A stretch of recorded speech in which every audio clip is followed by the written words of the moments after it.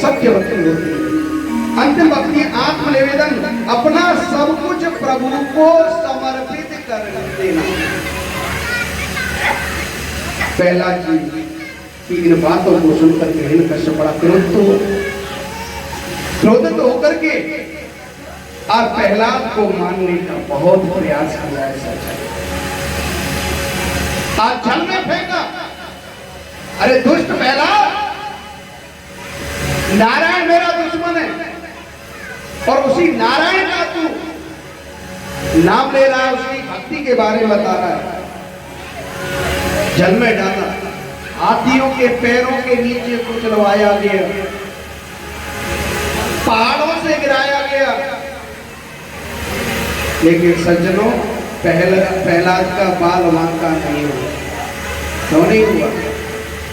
जितने तारे गगन में उतने बैरी हो, जाको राखे साइया मार सके ना। भगवान जिसका रक्षक है उसका कोई बाल वांका हो सकता है। प्रहलाद के मारने के सब कार्य विफल हो गए, सब उपाय विफल हो गए। एकदम हिरण्यकश्यप बड़ा भयभीत हो गया, ये मरने गया। तभी हिरण्यकश्यप की बहन का नाम था होलिका। होलिका ने कहा, भैया चिंता मत करो, मैं मारूंगा। आज होलिका प्रहलाद को लेकर के बैठ रही है। होलिका के पास में एक शीतला वस्त्र था जिससे वो जलती नहीं थी। शीतला वस्त्र ओढ़ करके होलिका बैठ गई है और अग्नि जलाई। और जैसी अग्नि जलाई, पवन देव ने विचार किया कि भक्त का ये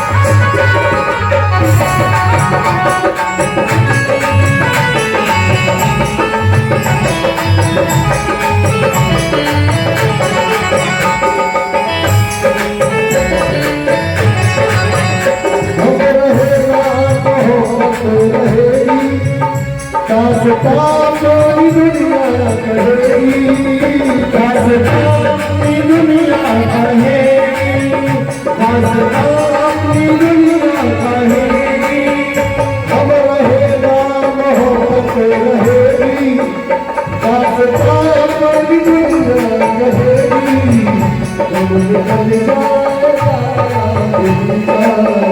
साथ देगी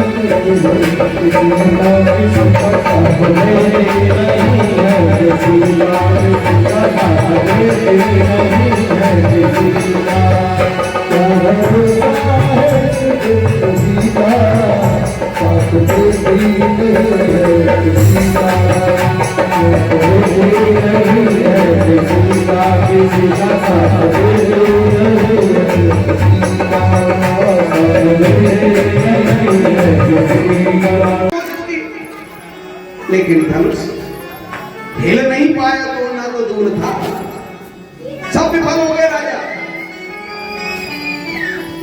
अब जनक जी को बड़ी चिंता हुई। जनक जी ने देखा सब राजा हार गए, धनुष को हिला नहीं पाया। आज कहने लगे, ओ देश देश के राजाओं, मैं किसे कहूँ बलशाली है, मुझको तो अब विश्वास हुआ पृथ्वी से।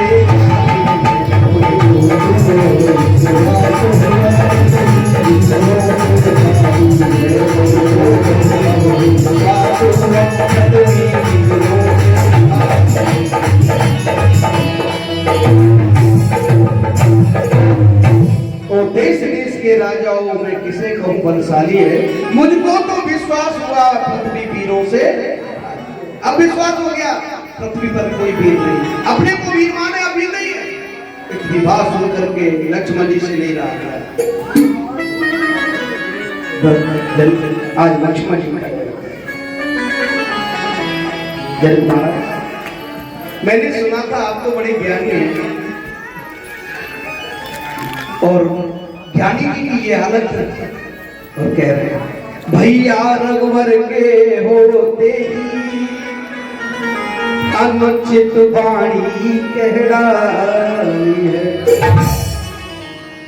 भैया रघुवर के होते ही अनुचित वाणी कह डाली है। ये वचन वज्र से लगते हैं पृथ्वी से। ये वचन वज्र से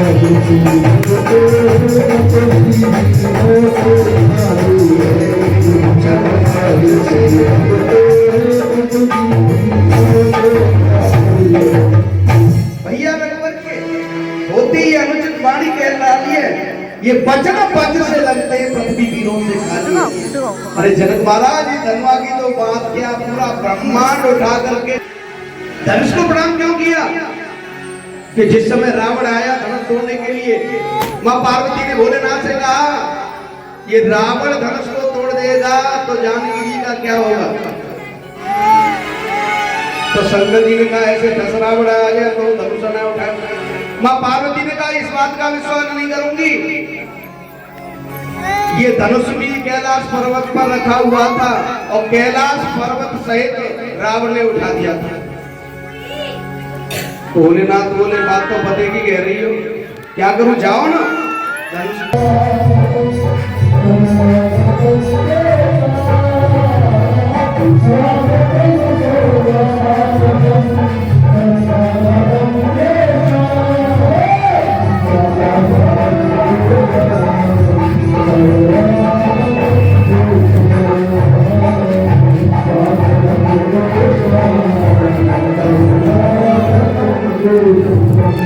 ऊपर बढ़ी, आज घबरा के बैठे जी, कोई लो मेरे बालक को कोई लो। आज सजन हो, वहां कोयले नाम का गांव आज भी बस गया। आज गोकुल में पहुंचे, नंद महल में पहुंचे, सब सोए हुए हैं। लाला को सुलाया, कन्या को लेकर के आज जैसे जेल में आए, एक एक ताला बंद हो गया और ला करके आज देवती को कन्या को दिया। कन्या ने रोना शुरू किया, सब पहरेदार जग गए। महाराज 8वां हो गया, आज कंस आया, उन्होंने कहा महाराज देवता बड़े चालाक हैं, बेटी समझ करके छोड़ दोगे तो ये तो इस बेटी के जो पुत्र होगा वो तुम्हारा काल हो सकता है, इसलिए मार दो। आज कन्या को लेकर के जैसे ही पत्थर पर पटका, अष्ट देवी का रूप लेकर के कहा, अरे कंस, मेरे जैसे निरपराध बालकों को मार करके तुझे क्या मिला? तेरे काल ने जन्म ले लिया, कहाँ ले लिया नाम नहीं बताऊंगी, तुझे आकर के ढूंढ लेगा। आज सज्जनों ये तो रही मथुरा की बात। गोकुल में चले, गोकुल में नंद बाबा 75 के हो गए। ब्राह्मणों से कहा 75 का हो गया, बेटा हुआ नहीं, ब्राह्मणों का अनुष्ठान कराओ, अनुष्ठान किया। अब तो ये लगने लगा संतान हो, अब तो बेटा लाला ही होगा। अब सज्जनों नंदा सुनंदा, आज नंद बाबा की 2 बहन थी और जाकर के देखा तो झीली सी चुंदरिया से लाला लगा हुआ है। चुंदरिया को जैसे ही हटाया, आज लाला देख गया।